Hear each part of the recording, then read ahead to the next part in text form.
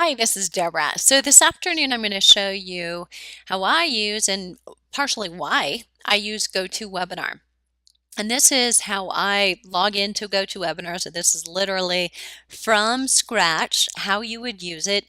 And GoToWebinar has become probably the most common provider. It's certainly not the only provider. I've had some hiccups with it, but I'm in my second year of annual payment, and I use it weekly multiple times to do either free webinars or live paid webinars, and then I always pull a recording from it so that I've got it. So it can be of huge value, and this tool that I'm using to actually show you the GoToWebinar is called ScreenFlow.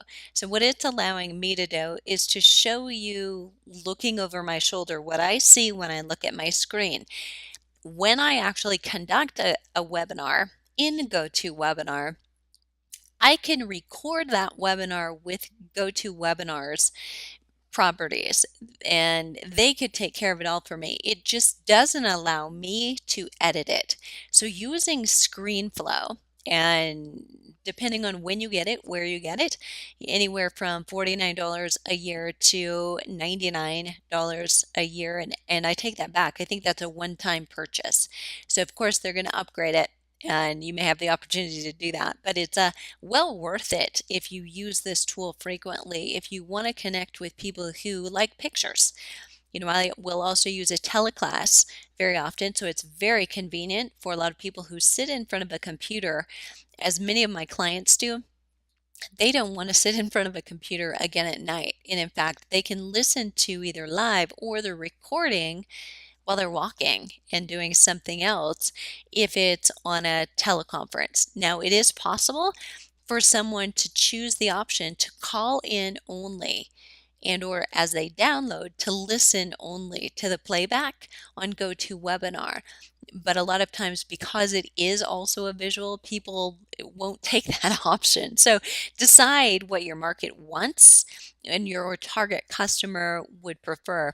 I go back and forth, to tell you the truth. I do both teleclasses and webinars on an alternating basis, because sometimes you need the illustration and people wish that they had it when they are on a teleconference.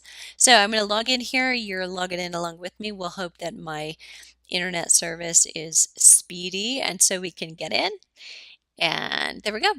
So this is just the home page. I haven't clicked on anything yet, and we're looking at my GoToWebinar webinars as they are scheduled. So these are the ones I've already queued up. I have written descriptions of them, and I'll open one up. For instance, this is a paid group. It meets 7 times.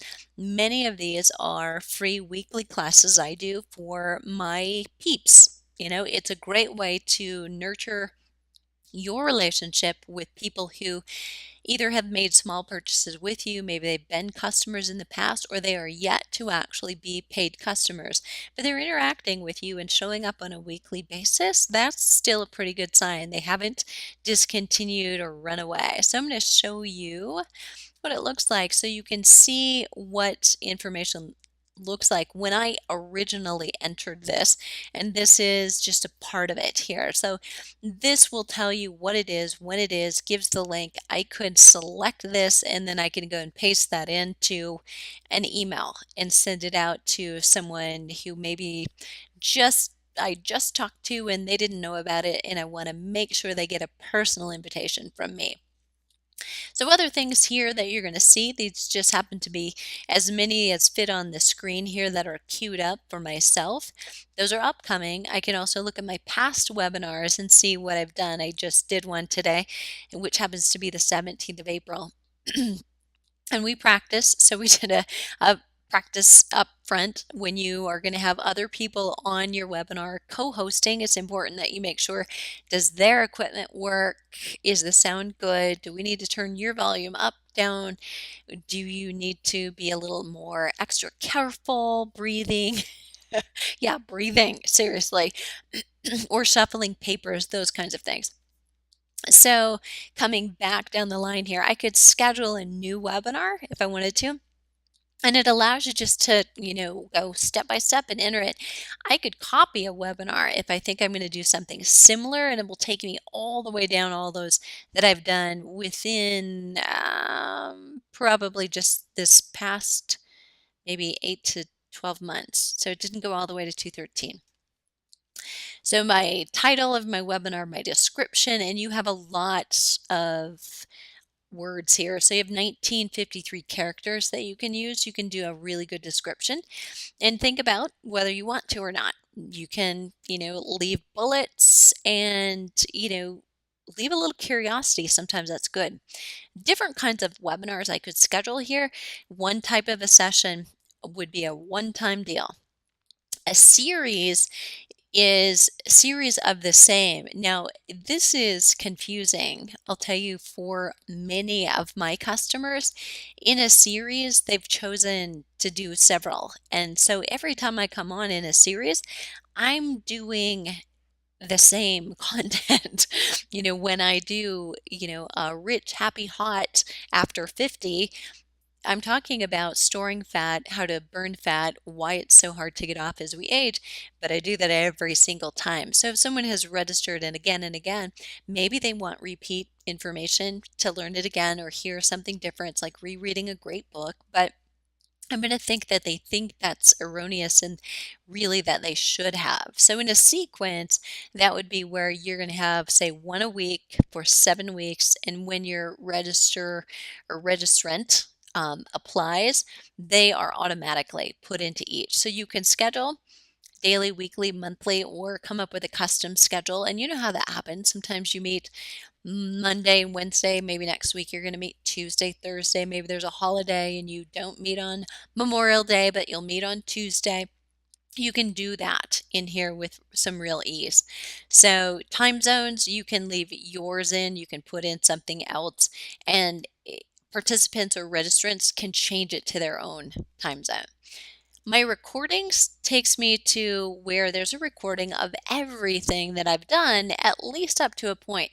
So you can see this right here, storage space, and I can record all of them up to a point for free. And then I either need to get them out and store them on my own space, which I do anyway. So it's okay if I eliminate it here. But you need to realize if you're providing a link for someone to something, it has to be hosted online somewhere. Otherwise, you have to literally upload and embed the whole thing. So make sure that the time is passed when you're providing a link for someone to look at a recording before you delete it. So that's an important thing to consider, but it's not ever been a big deal. So you can always go back in history, and instead of deleting the ones you've just done, go back and delete the ones that are, further back. So for me, that's January because many of mine are hour long. If you're doing very short webinars and those are, 20 minutes or 30 minutes in length, then you won't have any problem at all. Webinar history, it's just going to bring up all of those that I have done. So these are live links, and I could click on any of those if I wanted to, and we can actually go ahead and do that. Let's just go in here and we'll look. So you can see the whole description. So at one point, obviously, I've put all of these things in there, the dates and the times that the meetings occur. This extra piece comes up, so I'm the organizer always, and I could also have a panelist that I unmute. Most attendees are muted. So with the basic, there are different levels of GoToWebinar. I can host up to 1,000 people and haven't had to break the bank yet and go for the next one, which is fine. But you also have the ability to have certain number of panelists or a certain number, of people attending. So that's an easy fix if you want to upgrade, and good problem to have, right? If you don't. So my recordings, we've gone through scheduling a webinar, generating reports, and let me show you what that looks like, because this is a really handy thing. Excuse me. depending on how you've invited people to come to your webinar. So let's say you hosted an event in Facebook or just posted this event in Facebook, you might have the link to directly register right here. You might also be using something we call lead pages, where they would register their name and email and be automatically placed on an email list plus registered for the webinar. But if you have done it more of a simple way and just given them the link to this to register, then you want to go in and you want to find out who attended. So you can look at the registrants and get their list and send it to an Excel spreadsheet and then email them all the recording. Or you can look at only the attendees report and maybe you connect with them and send them something that is thanks for attending. What questions did you have? Or comment on a question that came up. And then you can also, provide information based on the survey that you might have conducted during. You can look at different things about the recording report. Once you've sent that out, you can go in and look at how many people that didn't attend live but were registered listened to the recording. Very helpful to find out how key interest people you have listed there, and so you can directly target them based on what you learn behind the scenes here. And this is just the way that you look up what recordings you want. So you can get a vast amount of information here. Settings is just something. As soon as I come in, if I'm about to host a webinar, you click on settings. I'm going to use my built-in audio. I'm using a microphone and a headset so I have better sound. It's not just my computer's microphone, which will pick up everything in the room. So if my dog was scratching on the floor or barking, you may hear it anyway, but you will hear it a lot less if I'm talking on my headphones. So you just go each time, and that's just kind of a automatic technicality that you'll do before you jump in.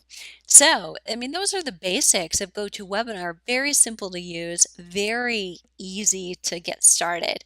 I'm going to log out. And depending on how you reach your audience, if you need to find something that's of value to reach them one-on-one, before they will ever buy from you, they need to know, like, and trust you. This may be a good way to do it. So consider it. It's one of the tools that you have available to you.